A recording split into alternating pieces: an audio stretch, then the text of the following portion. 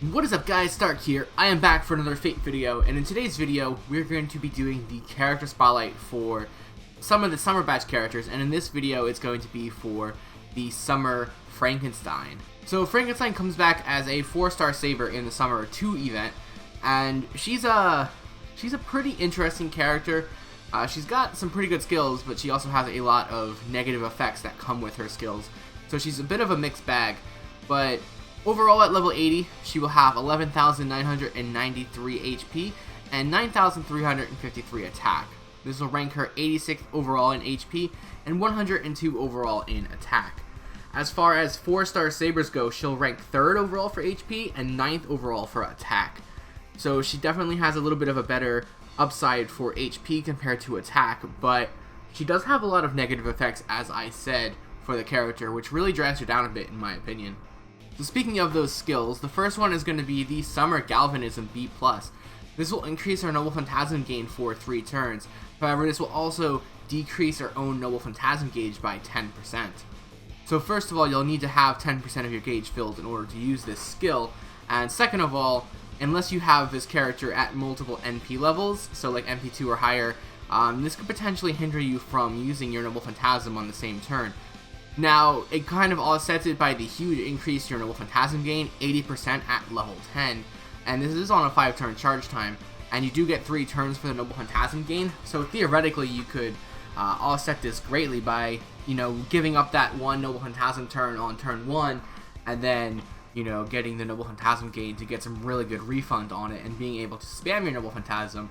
That's definitely going to be really cool, and very viable as far as the fight goes, but having her at MP level 2 or higher is definitely going to make this so much better, because then you could use your Noble Phantasm on the same turn that you use this skill, and then you can also benefit from the Noble Phantasm gain and just make looping even easier with this character. So all in all though, it's a really good skill. It just has that drawback, which is very unfortunate unless you do have a second copy of her. It does make me want to try and get a second copy of her just for that reason, just to see if I can get that second copy so I don't have to worry about the negative effect of this skill. Her second skill is going to be Lamenting the Summer Heat A, and I can definitely, feel for this skill as I'm sitting here in the heat making this video with my air conditioner off, so there's no background noise. So I see where she's coming from here. So this will decrease the attack of a single enemy for 3 turns, as well as removing buffs from that enemy. This will, however, deal 500 damage to herself. So another one of her skills that has a negative effect. Now 500 HP is nothing too bad. Just the fact that she does a negative effect to herself, though, it always is completely puzzling when they do stuff like this, when you have to hurt yourself for a skill without any sort of rhyme or reason whatsoever to it. I guess being in the heat burns her. I don't know. Maybe there's some lore thing there, but anyway, this is also on a 5-turn charge time at maximum level, and it's a really good skill, honestly. Being able to get that 30 or 20% reduction in attack is nice, but being able to remove the buffs from that enemy is going to be huge. So anytime you have an enemy that has a lot of buffs, or even an annoying buff, and you could just bring her in here and get rid of it, is going to be really helpful. Now obviously it'll be more sort of like a utility thing, but if you know you're going to need it going into the fight, it's definitely a good option to have. And then her third and final skill is going to be the Barely Loads C, which will increase her own attack for 3 turns, as well as increasing her own Noble Phantasm strength for 3 turns. However, this will also inflict burn to herself, so she'll be taking 200 damage over the course of 5 turns. Well, each turn for 5 turns, not total. So once again, she does some negative effect to herself for the trade-off of a very good skill. 20% increase to attack and Noble Phantasm strength on a 5-turn cooldown charge time is going to be very good, and this effect is also very good as well. So boost to attack and boost to Noble Phantasm strength is going to be very cool. Be able to use Noble Phantasm loops to do some really good damage to the enemies, and this will just help it do even more damage. The burn sucks, but I guess that's the trade-off for having good skills. As for her passive, she's going to have 3. The first one is the Magic Resistance E, which will increase her debuff resistance by 10%. The second one is Riding EX, which will increase her quick card effectiveness by 12%. And finally, she has the Madness Enhancement E, which will increase her Buster card effectiveness by 2%. So all in all, I do think she has a really good kit of skills as far as effects go, but the fact of that you have to take some sort of negative hit at the same time whenever you use that skill really drags it down for me, and I'm really not a huge fan of those type of skills in general. So overall for her skills, I'll give her 4 stars just because of that. They're good skills, but the negative effects are really annoying, and unless you have her at MP level 2, that first skill could potentially set you back a full turn, which could make her not viable in some teams, or just make you want to go other options for different characters because they'll just be faster in general. So it's a bit unfortunate, but that's where we're at right there for that. For her command cards, she's going to have a balanced deck of 2 quick, 1 arts, 2 buster, and her hit counts are pretty good. She's going to have 3 hits on her quick, 4 hits on her arts, 5 hits on her buster, and 5 on her extra attack. So she's definitely going to be pretty good there as far as hit counts go. And I also realized that I didn't actually say what her star generation and noble phantasm generation is. So her star absorption is 102, her star generation is 9.9, and her noble phantasm generation on her attacks is 0.7, and on her defense it's 3%. So she's got pretty good stats there for star generation, star absorption, and noble phantasm generation. So she's not going to be struggling too bad as far as that goes. Definitely if you have some sort of support for her, that would obviously help go a long way. And if you do bring her in with Scotty, then you'll be able to noble phantasm loop quite a lot easier. And she does work with Scotty as well.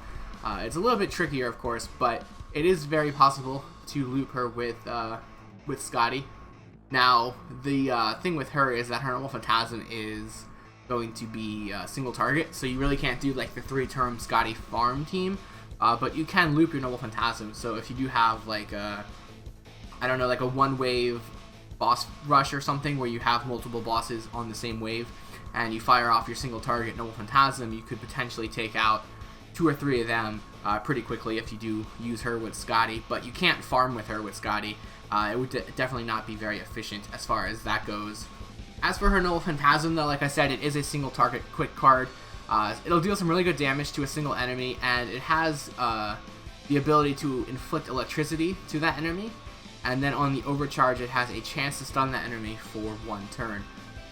So it is a chance-based thing on the stun and as well as the electricity, so it's not like a sure thing that you're going to be able to get that stun off, but it does have two stuns there, so you could potentially get multiple stuns off. I guess it could work. You get the stun because electricity takes place the 2nd turn, so if you get that stun off on the overcharge, then you're good there, and then you have the potential to get the electricity to trigger on the 2nd turn to be able to stun them once again.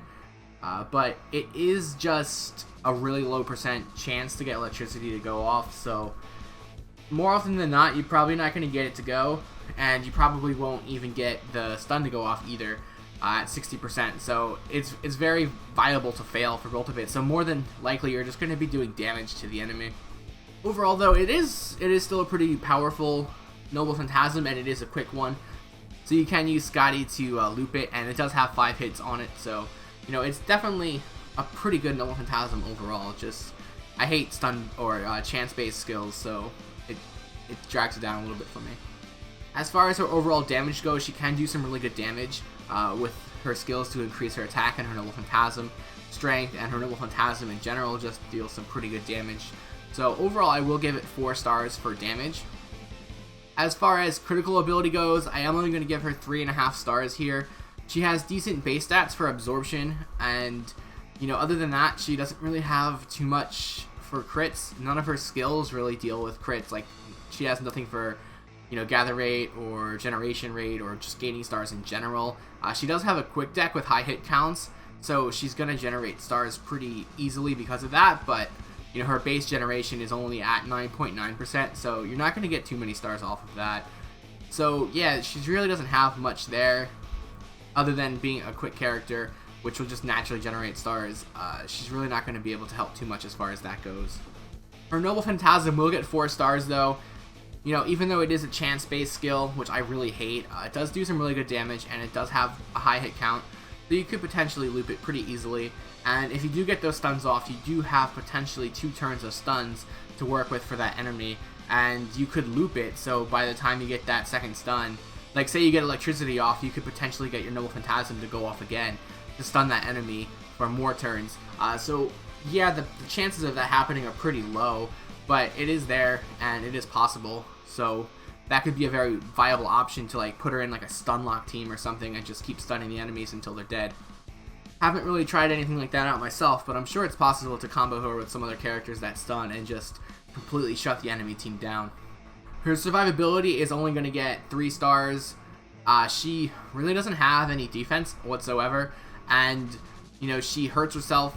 Most of her skills hurt herself in one way or another, and 2 of them just straight up deal damage to herself. So, you know, at least she's not the berserker to take even more damage, so she has some sort of resistance there. But she has no defensive skills, no healing skills, no guts, nothing like that. She hurts herself, so I really can't give her too many stars as far as that goes. And maybe 3 stars is a little bit too high, honestly. But just the fact that she can like stun characters makes her be able to survive a little bit longer, just because they won't be attacking her. So I guess, I don't know, I just justified it there a little bit. We'll give her half a point just because she can stun. Her versatility, we'll see her get 4 stars. This mainly comes down to her second skill, being able to remove buffs off of the enemy. That's really good. It's kind of rare, very useful. Anytime you need to remove the buffs off of an enemy, you know, you could definitely look her way and get rid of that. And you also get a attack decrease as well for that enemy for 3 turns, so you're going to get more than just removing those buffs. So overall, you know, she's pretty good. She works her way into quick teams as well. She's very self-sufficient as far as that goes. All you really need to do is bring in some character that can keep her alive, and she can pretty much take care of the rest. So that would give her overall ranking a 3.8 out of 5. She's definitely not like the best character in the world, but she does have a lot of uses, and she could find her way into single target Scotty teams if that is something that you need to do. So overall, you know, I wouldn't go out of my way to get her. If you did end up getting her, I think she is a pretty good character to level up and mess around with for a little bit. If for nothing else, just to use her for that removal of the buffs. So that's it for the spotlight. As far as banners that she comes back on, she doesn't come back very often, as she is a Summer 2 character. As of this video, she is available in the game, as the Summer 2 rerun is going on right now. And then after that, I do not believe she comes back again. So if you were going to pull for her, then this would be the time in order to do that. But that's it, guys. I'm going to leave you here with her Noble Phantasm. I hope you enjoyed the video. If you did, feel free to like, comment, and subscribe. And as always, I do have the links below to my Twitter, Twitch, Patreon, and Discord. So feel free to check those out, and I will see you guys next time.